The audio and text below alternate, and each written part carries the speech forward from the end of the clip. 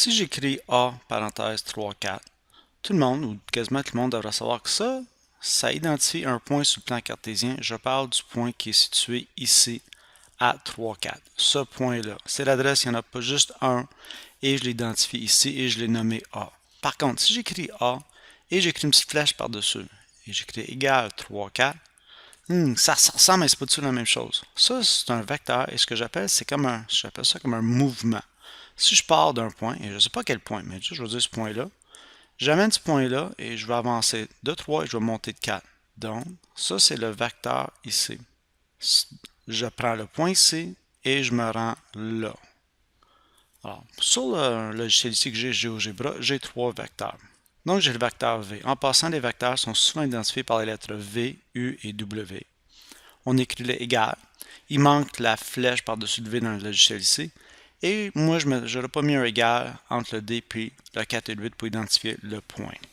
Alors, ça, c'est le vecteur V, 2, 5. Puis ça, c'est le même vecteur. C'est pareil partout, c'est le même vecteur, même s'il n'est pas à la même place. Donc, c'est pour ça que c'est un peu fatigant, les vecteurs, parce que j'ai besoin de l'appliquer sur quelque chose.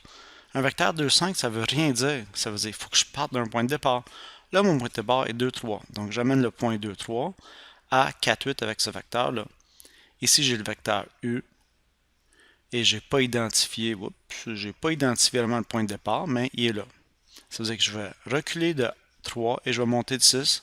Alors, le point A ici, ce qui est au point A, va se retrouver au point B. Et même chose avec le dernier, le E à F. Je n'ai pas identifié le mouvement, mais si je pars à 18, 8, je vais me rendre à 15, 4. Et ça, c'est le même vecteur. Donc là, je veux identifier les vecteurs. Il y a trois façons. Donc ça, je vais déplacer ça ici. Je vais tout copier cette page, tourner dans Photoshop, je vais coller, et là je commence. Donc voici mes vecteurs. La première façon d'écrire un vecteur, c'est d'écrire V avec la petite flèche, égal, et d'indiquer le mouvement. Ça, c'est 2, 5. La deuxième, c'est d'identifier le point de départ et le point d'arrivée. Donc C, D. Pour identifier que c'est un vecteur, je mets une flèche.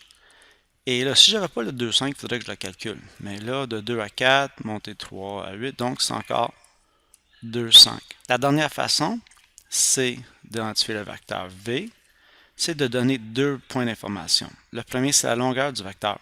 Ça s'appelle la norme et c'est indiqué comme ça, avec deux petites lignes verticales de chaque côté. La norme ici, on va dire que c'est à peu près, on va dire 7 unités. J'ai inventé, là, c'est pas exactement ça, mais c'est pas grave. Mais ça veut dire qu'ici, j'ai avancé de 7 unités. Et l'orientation, ça c'est l'angle. Ça c'est l'angle avec l'horizontale ici.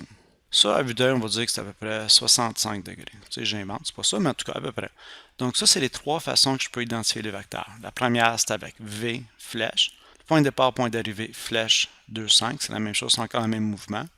Et la dernière, c'est en donnant la norme, qui est la longueur de la flèche, et l'orientation.